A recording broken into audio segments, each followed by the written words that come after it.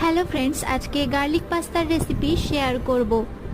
Garlic pasta বানানোর জন্য প্রথমে পাস্তা সিদ্ধ করে নিয়েছি। তারপরে কড়াইতে বাটার দিয়ে তার মধ্যে দিয়ে দিলাম রসুন কুচিটা একটু নাড়াচাড়া করে তার মধ্যে দিয়ে দিলাম গোলমরিচের গুঁড়ো আর কর্নফ্লাওয়ারটা একটু নাড়াচাড়া করে তার মধ্যে দিয়ে দিলাম দুধটা অল্প অল্প করে দিয়ে মিশিয়ে নিতে হবে, তাহলে হোয়াইট সসটা স্মুথ হবে।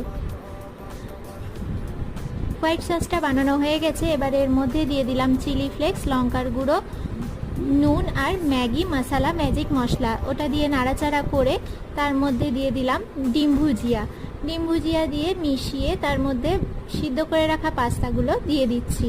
এখন পাস্তাগুলো ভালো করে মিশিয়ে নিলেই রেডি গার্লিক পাস্তা। রেসিপিটা ভালো লাগলে লাইক, কমেন্ট, শেয়ার আর সাবস্ক্রাইব করবেন। আজকের মতো এই পর্যন্তই, দেখা হবে নতুন একটা রেসিপি নিয়ে।